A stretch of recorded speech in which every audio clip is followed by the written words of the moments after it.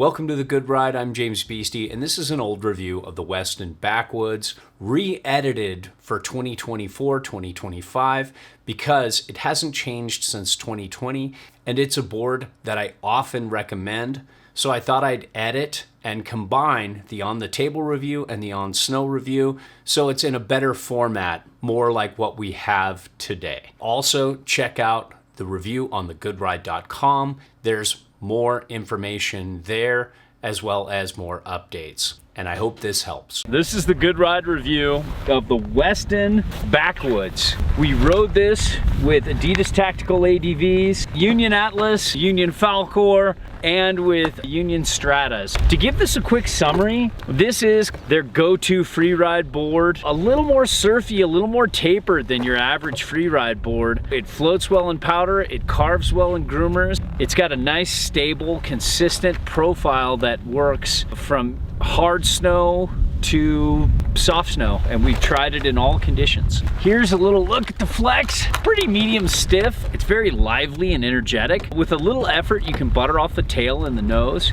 and it's got lots of pop and a nice return. The on-snow feel, it definitely feels a lot less tail than nose, but it doesn't feel squirrely or hooky. But it's got that stable camber feel too. You can skid turns, but it's definitely on that stable to semi-locked in feel. You could catch. Yeah. You're trying to skid turns consistently, you could easily catch an edge. I would say it's more for strong intermediates to experts. And in terms of fit, this 57 felt just right. It rode small and quick and powder, and I almost felt I wanted the 60 until I got this out on groomers, and then when I rode this 57, this is a really good fit for me and my boot size and my specs. And Grant, what did you think? It wasn't bad. I would try the 60 for comparison, but yeah, it wasn't bad at all. Great carving, great edge hold, and I didn't have any issues with normally size 11 to 11 and a half, and the tactical ADVs I wear a 10 and a half. So yeah, no issues there. Now edge hold, I would say it's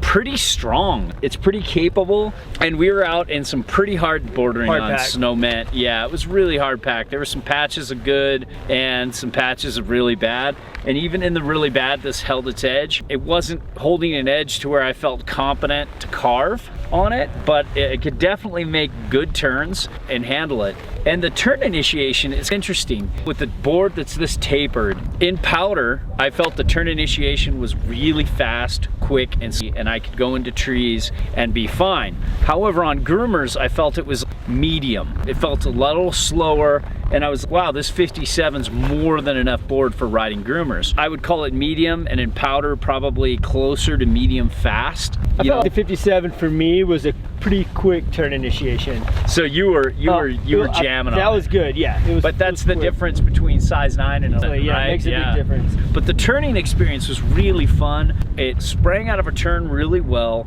It had good pop. It was almost as good as some of the full camber or mostly camber boards I tried. And it really has a good dynamic feel. Turning and carving, you can really lay it out on this. So this is a board that excels in powder and also in groomers. And it's very directional. What did you think with your turning experience? We were riding a bunch of different boards today. It was fun. I wouldn't want to go any narrower than the width for turning on this. And again, I'll try the 60, assuming it would be a little bit wider. But yeah, it's a really fun board. It's a 57. It's easy to whip around, super easy to slash on the banks and stuff. And honestly, today's conditions for me weren't the best for turning, and I still had a great time on this board. Yeah, it's fast. Not to jump too far ahead, but the board's got exceptional glide. And you can, I don't know, it's difficult to see this, but there's a serious texture going on this base here, and they're fast bases on their own. This thing, and you can see it's chalky. The edges it's not waxed correctly right now, and it's still just super out of the fast. factory. Yeah, it's right up there with Jones and Gintham, which are my favorite bases in the business.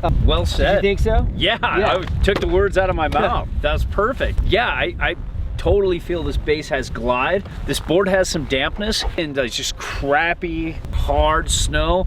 The micro bumps weren't coming up through, but I mean, we were on really shock absorbent boots and bindings, but we were riding this the same day that Solomon Takawuli, and that thing was way more chattery. Less stable. Yeah, and then we were riding the West today, and it didn't have the dampness of the Never Summer dampness. The westbound. Yeah, the westbound, sorry, thank you. And weaving in and out of bumps I can do with this, but it might be a little slow. You can power over tracked up snow. It's damp enough, I thought. Yeah, damp enough and pretty good in uneven terrain. And then powder, you can see from the footage, I got some pretty decent powder. You could just tell this thing floated well. It was funny, it feels small, quick, and slashy in powder. Floaty, it floats well, very well. But then on groomers, it feels a bigger board. So that's a fun feel. You want it to be quick and turn, but float in powder. I set it all the way back. I love setting my boards all the way back on powder days. I love getting the easiest float possible and getting more surfy. The more you are off the tail, the more it feels you're on a surfboard. It's still not surfing, but it's closer. And it's just fun. This base had good glide. It got me out of some flatter, deeper spots. I drifted up with this, used my drift boards and got a little time off the cone, and it was great. And this isn't really a park board at all, but I mean, you could go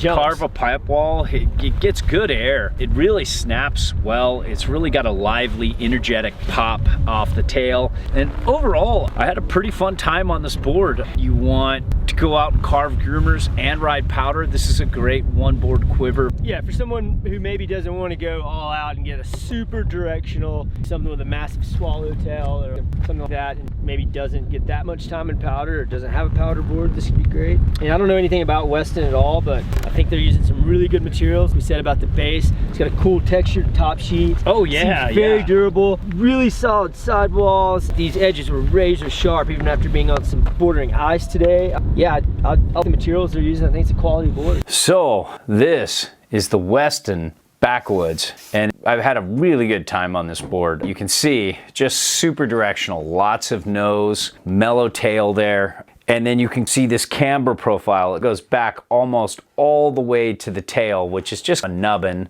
It just transitions to flat towards the tail, maybe a touch of early rise. And then you have, again, after the inserts, it starts to just slowly, mellowly transition up and give that nose a little bit of early rise. And there's bigger nose than tail, pretty decent. And you can see it's just got a nice bit of camber, not too much to be super aggressive and disrupt this rocker, but enough there for it to be floaty, but also to get you a little spring out of the turns. Getting into the widths here off the tail, this is the 57, and just doing the width off the tail down to the edge is about 26.5.